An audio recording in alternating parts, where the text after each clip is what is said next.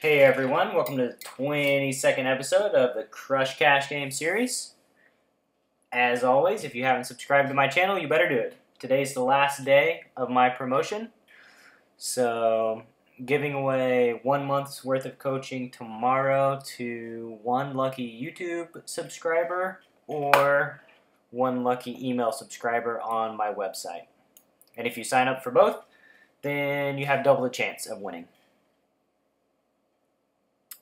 Looks like we got queens at the top right. This session appears to be brand new, so not much information about any of our opponents. Have a short stack at the top left. Have a guy with two people with $300 at the top right. Those guys are generally going to be weaker players. At the bottom left, we got a couple potential spots, and at the bottom right, 3 short stackers. So the games look good. Let's see what happens. Going to be 3-betting this button pretty light. I think it's a good spot for him to combat 4-bets. I love that the small blind called because now our hand looks even more like a squeeze. So going to think that we are getting some light 4-bets. With that being said, obviously he just like snap folds.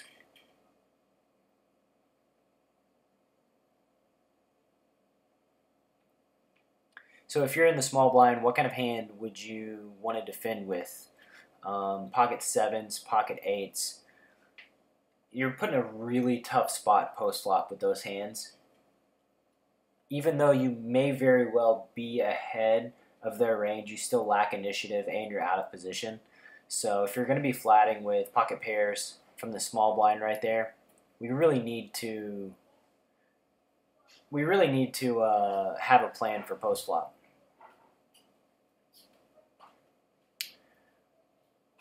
Opted to check on the ace-queen at the top left on the turn. Can't say that I love that. I would much rather bet the turn and then ship the river. I guess we were afraid of not getting to realize our equity. Betting the turn at the top right still looks good. We should be betting the turn with a lot of bluffs in his opinion. So we do get called down by hands that we smash with the queens.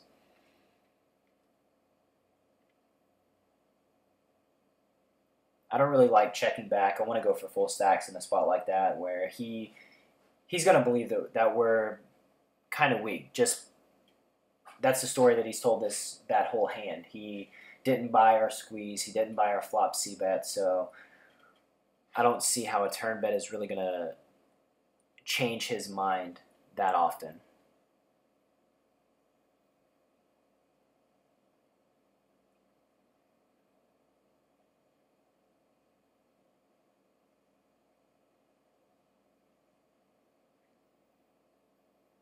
Flatting the deuces at the top left. Don't expect the big blind to be squeezing that often just because the button is a fish.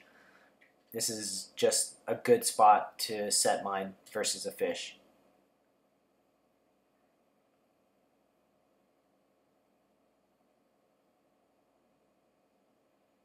I do think that, when the big blind squeezes like that, he does have a value hand. 3-betting the king 4 at the bottom right. 3-betting a little polarized in blind versus blind situations. I think some regulars are not really thinking about what they're doing and just opening from the small blind a little too often and making themselves exploitable. Again, don't mind that I got 4-bet. The other route that we can take if they're opening a ton is we can flat pre and then raise a lot of bets on the flop, use our position against him, but in a spot where we don't feel like he's going to be 4-betting us super duper light. When we 3-bet with the king 4 and he 4-bets it saves us from putting in 2 or 3 bets post flop when he's at the top of his range.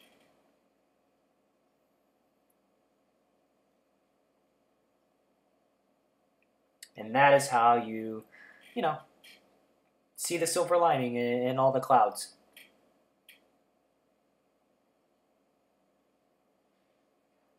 Going to be opening the sevens at the top right. Going to be opening the button at the bottom left. Probably going to be flatting the button if either one of these players raises at the bottom left.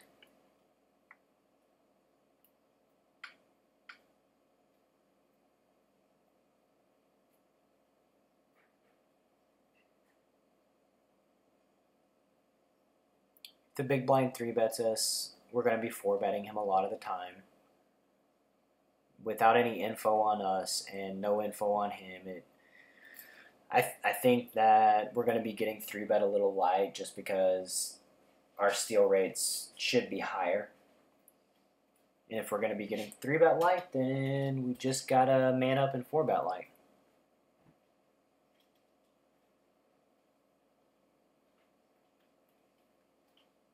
Wouldn't expect to be getting 3-bet so much on the button at the bottom left when we raise the ace-10. If we do get 3-bet, we're just going to have to give it up. If one of the blinds 3-bets us,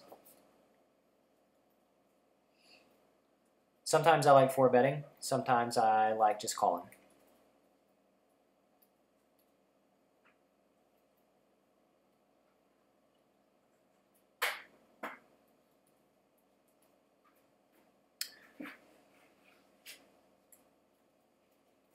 So we're taking the float approach.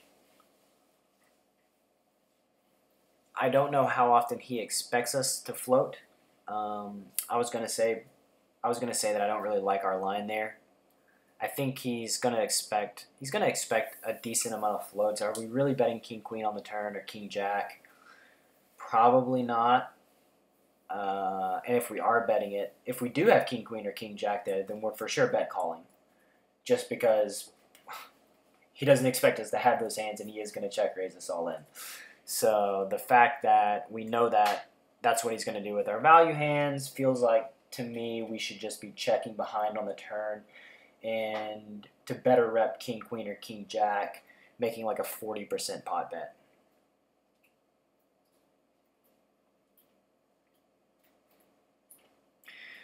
That's one of the big problems with with floating. I think it's expected. I think we're doing way better if we just raise the flop, even though we're not repping very much, making him pile it in with a bluff.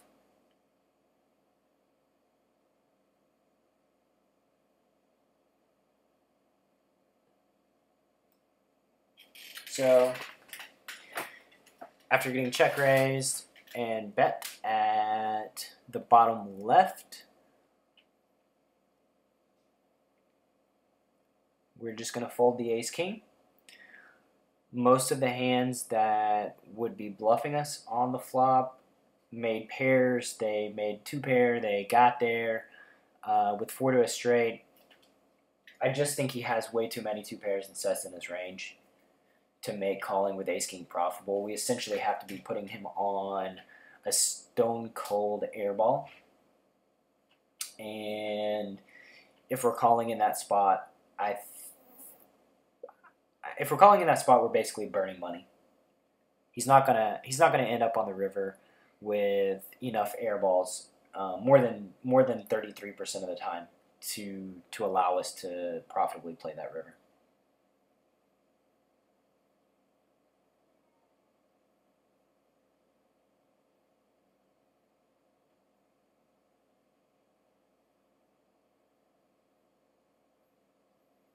Limp raising with the trays at the top left. Perfect candidate to get limp raise. Opening super wide. Going to attack our limps. Pocket trays is not going to play very well post flop, out of position without initiative. Set mining doesn't seem like a good play because he's not going to have a super tight range. He's going to be super wide. We don't know how much value we can get when we actually flop a set. The queen jack at the bottom left. Going to be opening it against this fish. He can call with hands that we have dominated, hands we're doing very well against. I would rather not limp raise a hand like queen jack versus a passive fish type player.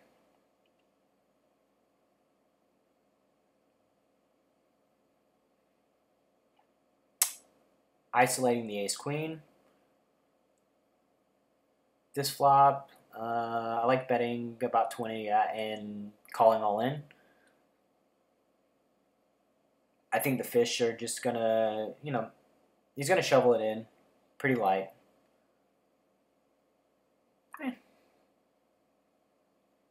And there we go, we got there. We actually had about 35% equity on that flop because the board can double pair as well, so we're not doing that bad. Actually getting the odds to call versus his specific hand, and I think he does shove in hands that we have dominated.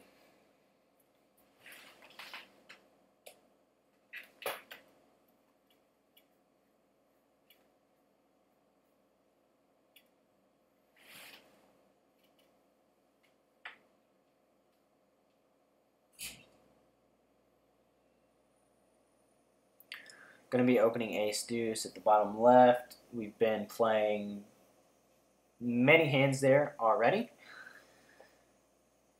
So kind of preparing ourselves to potentially get 3-bet, mentally figuring out what we do versus like the button 3-bet here.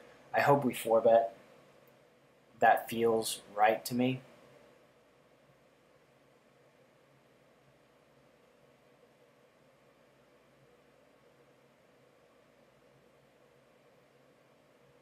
And he just snap folds. Ace-4 suited at the bottom right. This would be an okay hand to squeeze with. I do think that once we squeeze, the 6 seat is just going to get it in with us a lot of the time. Everybody's going to be playing pretty face up, so initiative isn't as important.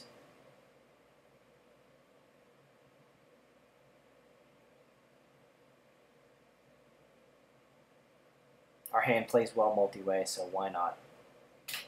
Why not just flat?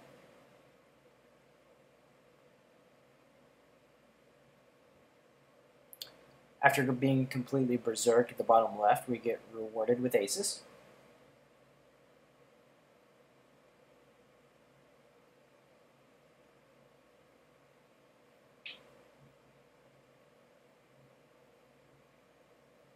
Ideally, we're 3-betting when somebody's open. Yeah, this is not a spot that I love with aces, actually, because I think the button's going to be 3-betting the button pretty light. Even though we've been especially insane, the cold 4-bet still looks uber strong. I don't like flatting with it. I do think that we're pretty much forced to cold 4-bet with it, but not my favorite spot. Would have much rather the button flatted and then us just squeezed it.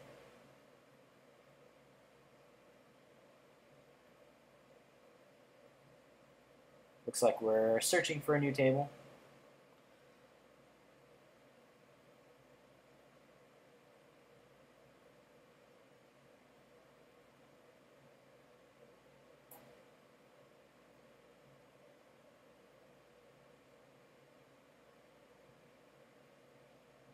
King 7 at the bottom right, betting for protection on the monotone board. So many hands have equity against us that aren't going to call a bet. We just can't allow the flop to check through, even though we can't really do much versus a check raise. We just have to concede.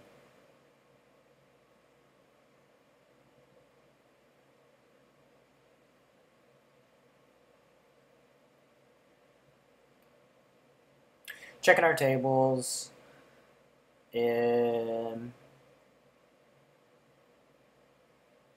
bottom left looks okay. The bottom left doesn't look that great at all, actually. The bottom right table has potential. I like the 3 seat, the 5 seat, and the 6 seat.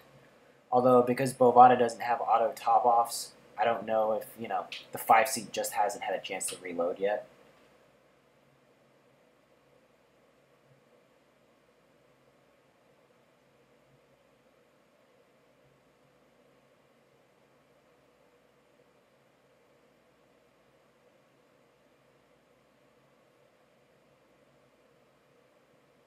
The bottom left is going to be interesting if we squeeze with the ace-queen. It's good that the short stack open. I think that makes it less likely that one of the regs are going to three bet him light. Not sure why I flatted. We should be 3-betting that, especially with our image, basically getting it in all day. Instead, we're opting to check raise, small bet. He's given us a good price to bluff, and we do have blockers for ace jack and queen jack.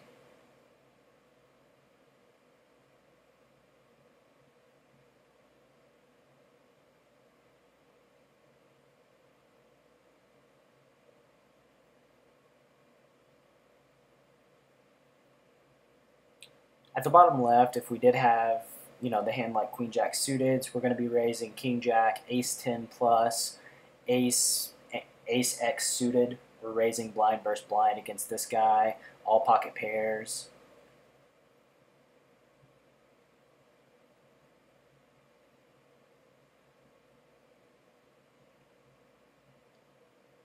I don't like 3-betting the nines just because we face a ton of resistance with our image so far. We don't want to get 4-bet because getting 4-bet with nines on the button is just going to put us in such an annoying spot. Flatting, taking a hand that dominates a lot of the three-seat openers range in position is going to be a super profitable spot for us.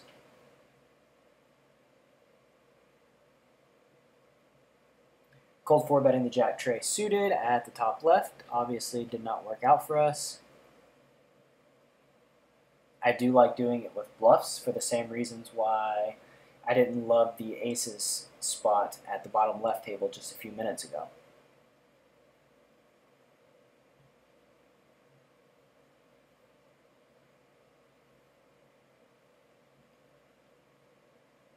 Going for the float approach with the queen 4 off at the bottom right. I think we are going to face a turn bet here a decent amount of the time with a lot of his air balls. Opting to raise the turn is interesting. I think we have a lot of rep ability. We possibly get called by flush draws. The hands that really suck for them to have are the pairs plus draws. Because then they're blocking, and they're blocking our potential value hands, and they have equity on top of it. I do think he's bluffing.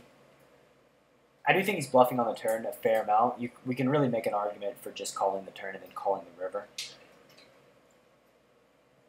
Raise may have been a little unnecessary.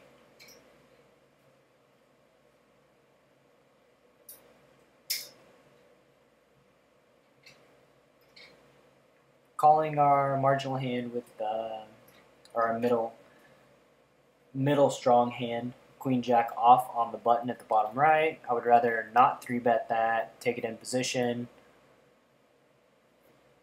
Annoying if the fish in the big blind squeezes. C-betting kings at the top left. If we get raised, it's going to suck. If we get raised by the 1 seat, we are just getting it in. By the 4 seat, super annoying spot.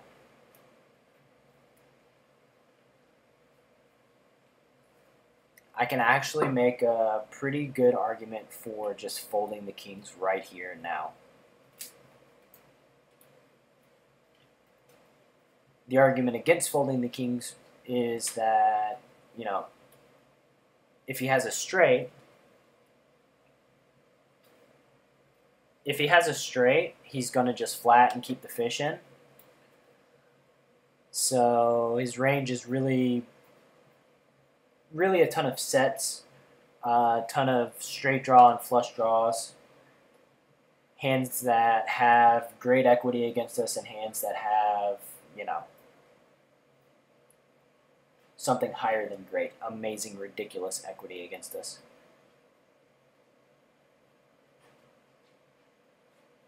Three betting ace jack for value. We think that the 1 seed is going to be raising pretty light.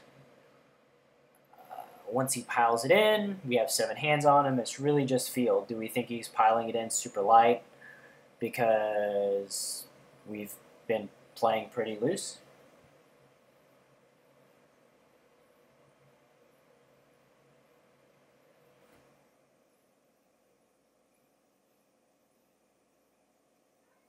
Things don't appear to be going our way this session, besides us getting lucky with the ace-queen.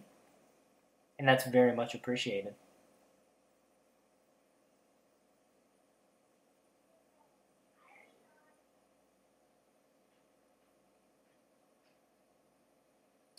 Yeah, looking back on it, I think the ace-jack is going to be a fold still. At the time, I was probably getting a little frustrated from facing so much resistance on all of these tables. And it's just, it's one of those things that you deal with as a poker player. Sometimes lots of things go against you at about the same time, and you really have to remain level-headed, keep your cool, keep to the strategy that makes you a winning, profitable poker player. Stick to the script and power through. Keep playing your best game. Keep doing the things that you know works, even when they're not especially working.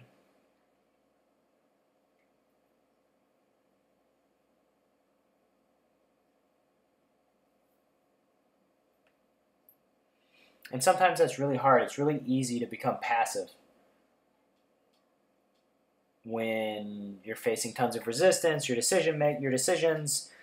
I'm not going to say your decisions, but your timing is off. When you feel like you're just doing the wrong things at the wrong time at all the tables, it really makes you passive.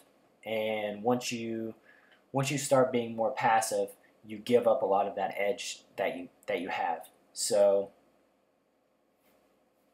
always reassure yourself that you're doing the right things. If you find yourself getting too out of control and tilting, or you do something that's just really out of character, that's a good time to just close them all down.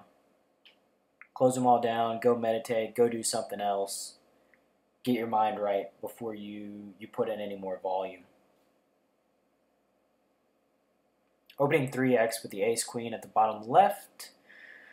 The small blind is a fish. We want to get more money in the pot, in position.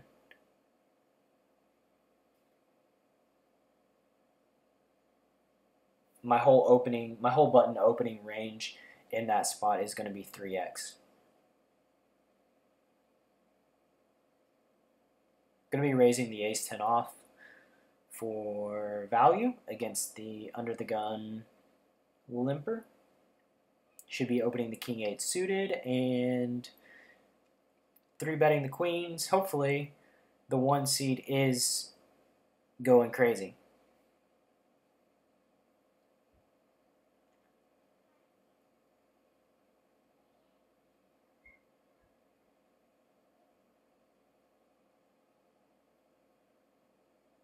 Yeah, so obviously we should have.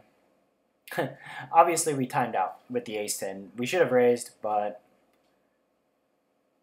what can you do? Ace-jack may have been a call against the 1 seed at the top left. He just piled in ace-2 suited instantly when we 3-bet him with queens. Kind of silly of him to do that after we just 3-bet and folded. Like, are we really going to try to bluff him 2 times in a row with a weak hand, knowing he just shipped it on us? Probably not. Really just a bad spot for him to bluff.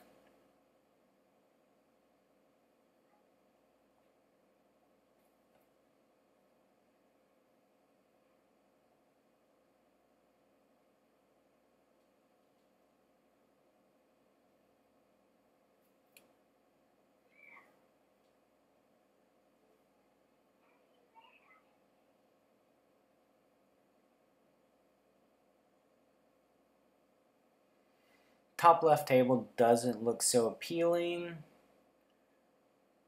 7-4 suited at the top right. We could be 3-betting that.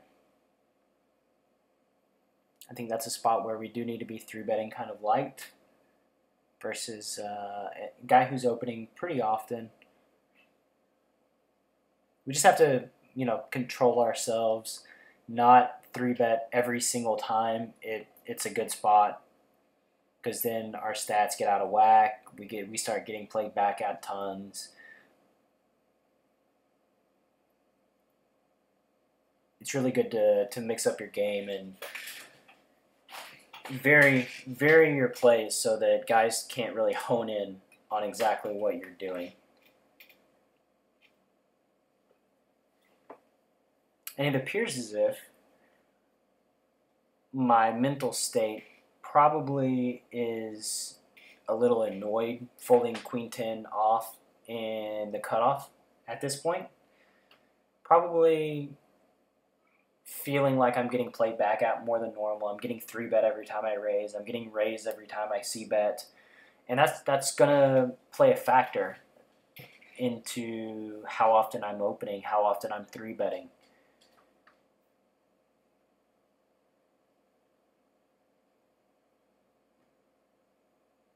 Three-betting 38% at the top left. This is a board that I feel like we pretty much have to c-bet. It's the turn. The board just keeps getting scarier and scarier for us. And for our opponent as well. I mean, we're pretty much at the bottom of our range here for betting again. He's got a lot of king queens in his range. He's got a lot of sets in his range. I think those hands are probably going to raise the turn.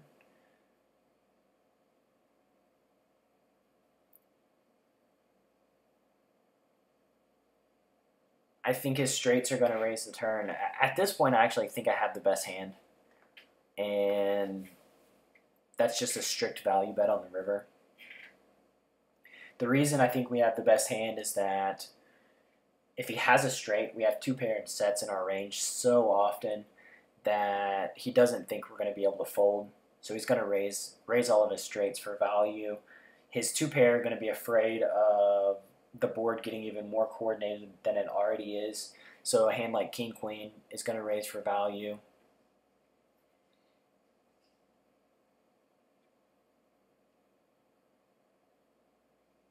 Hands that call there. He did end up having the case king. I think that maybe like a queen jack type hand or ace queen type hand is going to call the turn.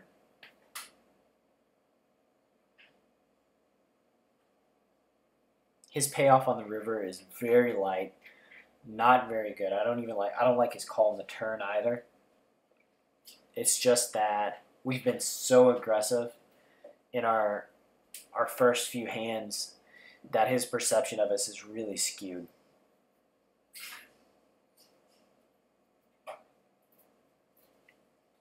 And that's one of the pitfalls of relying on your HUD over 16 or 17 hands. Variance can take over, and the deck just hits me in the face.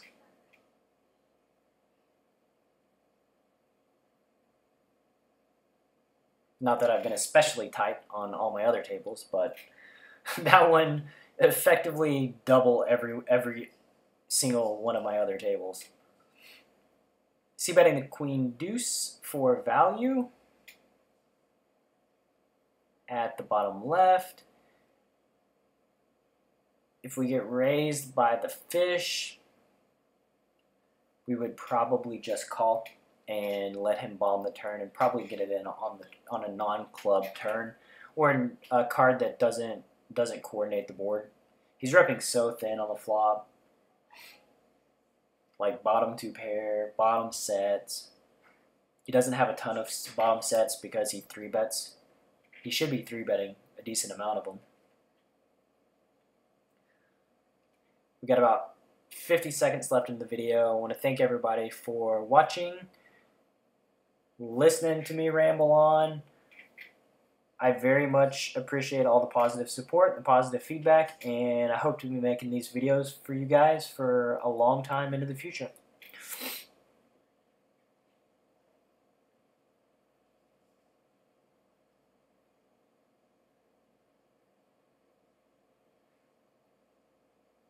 Too scared to go for the 4-bet bluff with the 10-7, although not the worst play.